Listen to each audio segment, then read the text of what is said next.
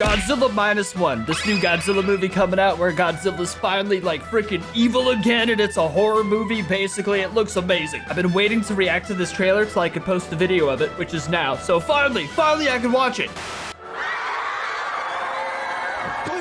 I've already seen bits of it, but just all together. Oh my god.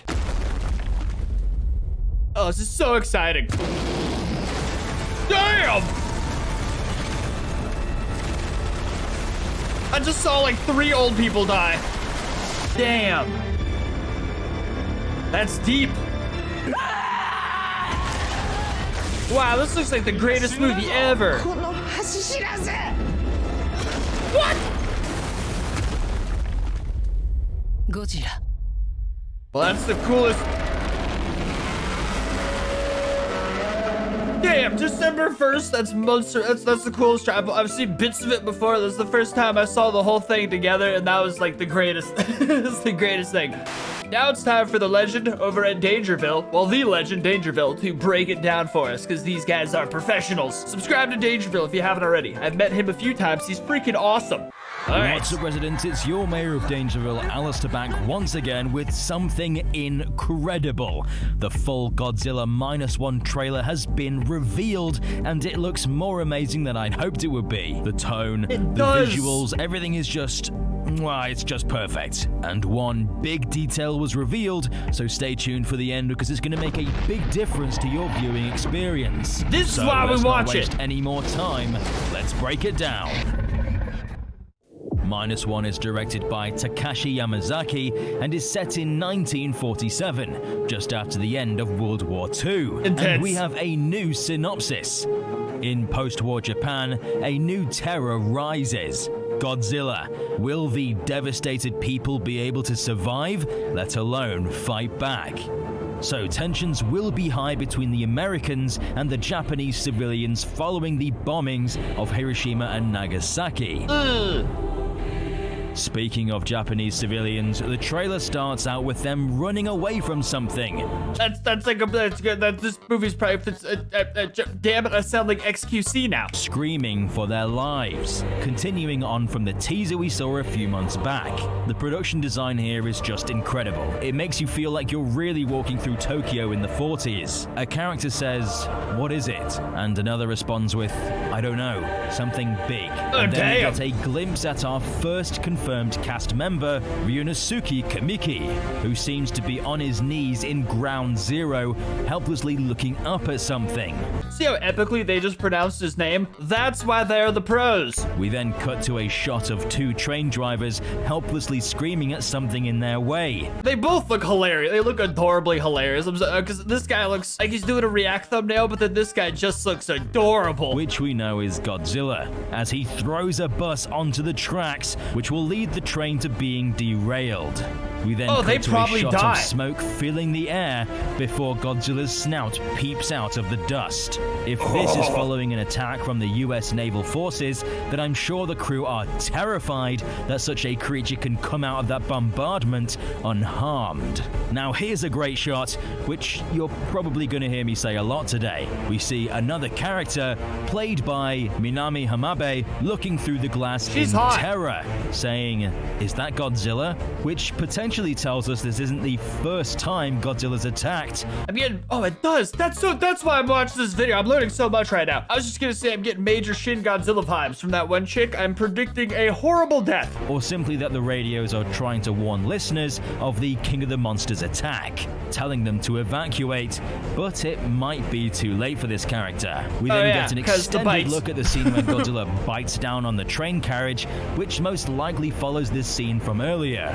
We also get an extended look at Godzilla using his tail to slice the buildings in half, crushing the fleeing civilians. And at the front of the crowd, we see our lead character. And the CGI here just looks great. A big step up from Shin Godzilla, which already had pretty great VFX. I was gonna say, come on, Shin was beautiful. I love how Godzilla appears to be smaller, but still big enough to cause serious damage. It makes the destruction all the more personal. That's so true. It's way more intimate, like when it's like big enough, what they just said basically. In this foot stomp, we can actually see people ragdoll, which is haunting and kind of funny. Damn! He's powerful enough to do that indirectly. We then get an extended shot of the people falling off the collapsing office building. That's insane. Which gives me that kind of butterfly feeling you get when you're on a roller coaster.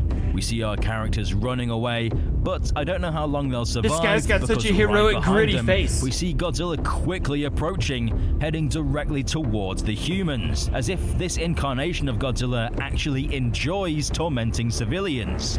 We cut to a bright flash as something explodes, reminiscent of an atomic bomb blast, which is haunting to see in a Godzilla film, where Godzilla himself is usually the physical embodiment of that destruction. We then catch a glimpse of Godzilla looking upon the destruction.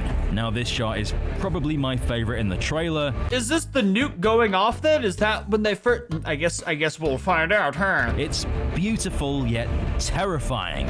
People have stopped running, couples embrace each other as they know there's no point in struggling anymore. Hell no, I'm running. They're already dead. I'm running. The blast crumbles buildings, flattening the city. I'm curious what could have caused this explosion. This may be a result of Godzilla's atomic breath, or what's more likely is the Americans dropped another nuclear bomb on the city in an attempt to kill him. Oh dear. Which is just insane. I don't know how else to describe it. This film isn't shying away from the heavy subjects. It looks we then so see the dark. complete devastation as a result of the explosion, scenes we're all too familiar with following World War II. Next up is another amazing shot as a US battleship cuts through the water, and underneath is a faint view of Godzilla swimming beneath the waves. This gives me heavy 2014 vibes, like a few of the shots from this trailer. Takashi has said he's a big fan of the Monsterverse, so I'm happy to see he's utilizing that inspiration in some of the visuals. I heard that as well. He's a big fan of the Monsterverse. That made me so happy. Then the whole Godzilla franchise fan base could just unite as one big family. We then see more of the cast standing by the ocean, potentially watching out on some naval warfare between Godzilla and the Americans. We then get a shot of some bodies, who I'm guessing have been recovered from a shipwreck, considering we can see other large metal equipment that seems to have been washed ashore. A character says, "Why were we called out here?"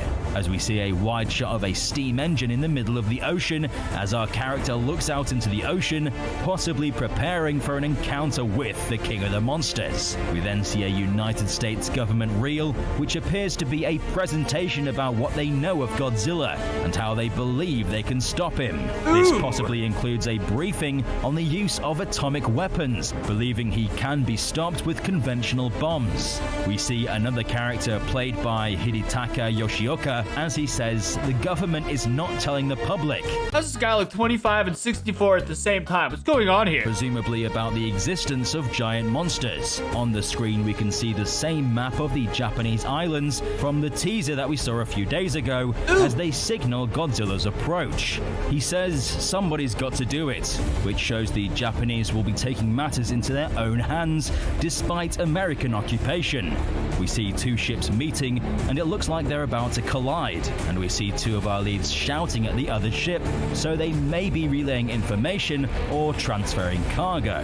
We then see our lead again, this time covered in black dirt with pieces of clothing laying around him. He may be the only survivor of this devastating explosion that flattened Tokyo, and he screams in emotional pain. We cut to another great shot of the side of a battleship as Godzilla reaches out and grabs it. Godzilla, you about to make me act up. This looks so good. In the next shot, I'll have to slow it down because if you look closely, this isn't a ordinary explosion. We see some sort of blue shockwave absolutely obliterate this battleship.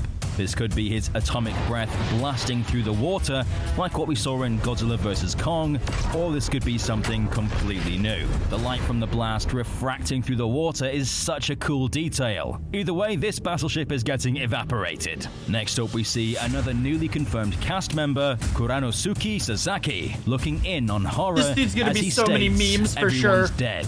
Following this, we see the aftermath of the destroyed ship washed ashore with a huge hole in the middle of it where where the explosion made impact. Another smaller ship is coming to investigate, which tells me this likely happened super early in the film and no one knows what Godzilla is yet. We might even get a scene like in 1998 where there's only one survivor that can only say Godzilla, which would make sense why a character later on in the film knows Godzilla's name. We then witness an argument between a character played by Sakura Ando and a Japanese soldier as he likely hid from the carnage to save himself, deserting the team. Well, good for him, damn it. She hid also. Understandably upset, considering she's probably lost everyone she knows.